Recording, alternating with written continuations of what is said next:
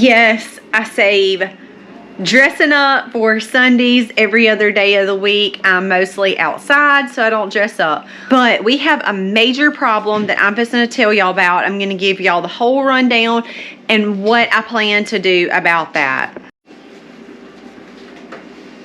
So, unfortunately, you see Juliet inside. So, here's a quick rundown of things that have kind of happened, and we're not sure exactly at this point what's going on, but here's what happened. So yesterday we all come outside. We were going to be leaving the property, and before we ever leave the property, we always put the dogs up in their kennels because we feel like that's the safest option for them. So Romeo was here. We put him up. We could not find Hattie Mae or Juliet. So we called and we called and we called. We rode around maybe some places we thought maybe they were running some trails. We called them. We went out on the back side of the property. They were nowhere to be found. So we had a engagement that we had to be at, so we went ahead and left. And when we come back, Hattie Mae and Juliet were back home. Everything seemed fine.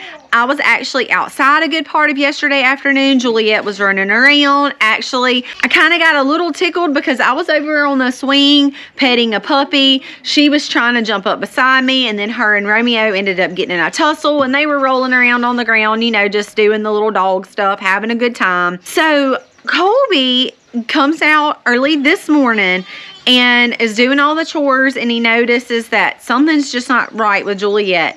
She's walking, moving very, very slow. Her head's down, her tail's tucked. He could tell something wasn't really right with her. So I was still inside. He sends me a text message. When I'm able to come out and check on her, she's walking very, very slowly back up the driveway because they had all been down to the chicken barn. And Romeo's running down the driveway. Juliet's not running. She's moving really, really slow.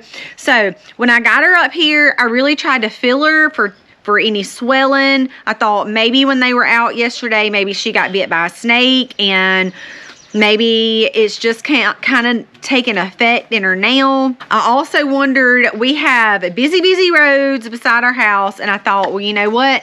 Maybe she got hit by a car. I just, at this point, I'm not sure what happened. That's one of the reasons why we put them up, and we really don't leave them unattended much outside, because we live by such busy roads. And if they get in the road, 9 times out of 10, if they get hit in these roads, they're gonna die. So that's kind of was my thought pattern. If she got hit, she would have been hurt yesterday. We would have immediately been able to tell. Why is she just now limping? And like I said, if she would have gotten hit yesterday, we would have known that, because she would have been showing signs. So my next thought was, maybe she did get bit by a snake, and it's just now kind of kicking in. You know, I really don't know. I don't feel any spots on her that are swollen.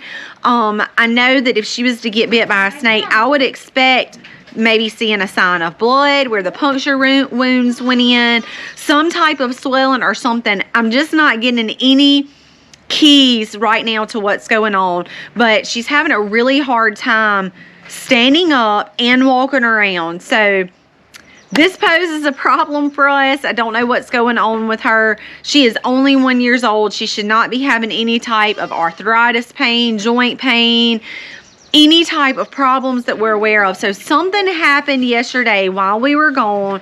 We just don't know what happened. I'm gonna watch her. I'm gonna keep everything is closed today anyway, but I'm gonna keep a really close eye on her. I brought her inside. She's right inside the door, because my biggest concern right now with her not being able to walk is her getting up, maybe wandering off in the woods. Maybe she needs to use the bathroom, or whatever the reason, she may go in the woods, and if she lays down and can't get back up, and then we can't find her, that's really my biggest concern right now. So I'm not sure what the rest of the day is going to look like. I'm not sure what tomorrow is going to look like. All I can say is I'm going to be watching her really, really close. I did give her a little, I actually had some chicken going. I pulled some chicken broth off. I pulled up some natural home remedies, and gave to her. She did drink those. It's just like she's not wanting to get up. She's kind of moving. She will get up, but it takes a great effort. You can tell she's very uncomfortable. Like she's giving us signs something is not right. So today is going to be a big day of just watching her tomorrow. And I think keeping her inside is really our best bet right now, because my biggest concern, like I said, is her wandering deep off into our woods and laying down and not being able to get up, and then we would never be able to find her. So I'm going to keep y'all posted. Any changes that happen, I'll let you guys know, and just fingers crossed. Maybe she just stepped the wrong way or got a ligament or something out that'll come back in. Who knows, but I'll keep you guys posted. What's wrong, girl? What's wrong? Okay, y'all, so we have gotten home. She is still in the same spot. And the good news is I have found the place on her that is hurt, and I'm just going to show y'all. It does not look like a bite to me, and I don't think she got hit either. I really think she got her leg in something at some point in time, either late yesterday or early this morning. No, Juliet, no, Juliet, no, Juliet, no. But I'm going to show y'all. Close the door, Juliet, and close the door. Well, that's the first time she sat up to act like she wanted to go outside. I don't even know what she was trying to go outside for, but that's a good sign that she's trying to get up. But I'm going to show y'all her leg. No, and you can see I found that mark when we got home here, and she's also got a mark right. Look at me, Juliet. She's got a mark right there too. So she's got two marks on her leg. So she's got her leg caught up into something. I don't know what she's done to her leg, but I can see that it's swollen, and you can obviously tell right around this one that it's very swollen. And then she's got that other mark like I showed y'all right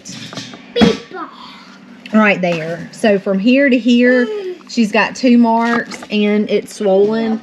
So what I'm going to do is I have some comfrey and some yarrow that I got out from my gardens that I'm about to tear up, and I had an ace wrap. Livy, do you see my bandage over there, baby? Do you see my doggy bandage? I've got a wrap too. I'm going to get the girls to kind of help me lay her down, and I'm going to put that wrap on her with this these crushed leaves, and I'm hoping that that's going to help with the healing and help with the inflammation, and I'm hoping that that's going to give her a little bit of relief. Y'all, I have taken my herbs and boiled them down. I have put them in a towel. Now they are not hot anymore, and there is a little bit of water on here. So I'm about to take this and just lay it down on her leg with the warm towel on it. And she's actually being still enough. I might not even need this wrap, but I'm just going to go ahead and wrap it up so she can't kick it off.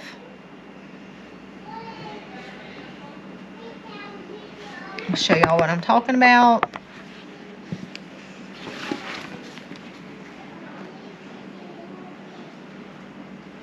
You know I found you, Bobo, huh? I found you, Bobo, girl. So I wish I could say that this was the first time that I have nursed an animal, and I've only really nursed ourselves, but unfortunately that is not true. I have had to nurse animals in the past. This is the first time I've really had to nurse Juliet, but we're going to get her back on the road to recovery. I'm going to leave this on for about 30 minutes, and I'll take it off and wrap it back up to give her some support there. And then I will apply another compress to her later tonight, and I'm hoping that that's going to help, one, reduce the swelling, which is going to help reduce the pain. And if I can get the swelling and the pain under control, I think she'll be off to a whole lot better of a situation than what she is right now. Y'all can see that she is up walking around on it. She still has her bandage on there.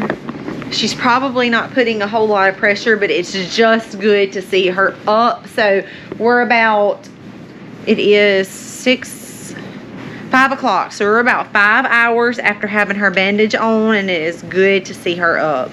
Hey guys, this is the very next day, and I wanted to give y'all an update of where we are at with Juliet. I still do have her inside. She is in better spirits. The reason why I'm keeping her inside for a little bit longer is because she's still not getting around really well. She is in better spirits though. But I don't want her to be outside and stressed out. I don't want her to feel like she's got to run from here to there. So I want her inside. She can lay down and rest, which is really what she probably needs the most right now. Y'all can see her wagging her tail. She still does have some swelling on her leg. But I'm about to get her another wrap on. So I'm going to be doing wraps on and off all day today, and hopefully I'm hoping by tomorrow she will be able to put a little bit more weight on there. You know, I don't know, right now she's not wanting to put a whole lot of weight on there, which is okay, and one of the reasons why I want to keep her inside to rest. Okay, so that's the update on Juliet, but I wanted to show y'all something that I'm also doing that I think you guys may enjoy since it's spring and a lot of people are kicking off planting, and that is the banana peel water. Absolutely so simple to do. If you buy a bunch of bananas, or a couple of bunches in our case, when you get done with those, just put them over into a jar. I usually put really warm water, let them sit.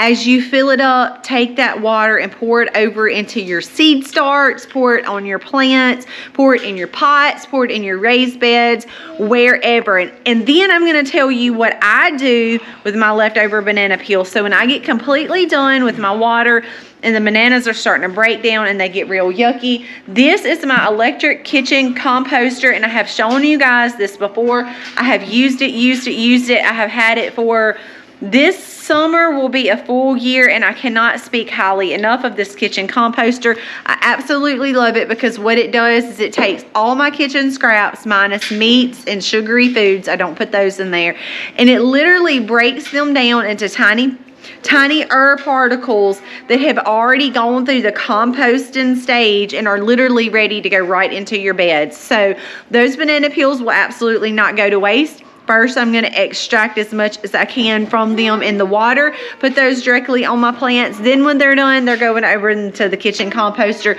which I absolutely love mine. And if you guys have any questions about that, I will put a link in the description for you guys. But there is a tip for this Monday. Happy homesteading, y'all.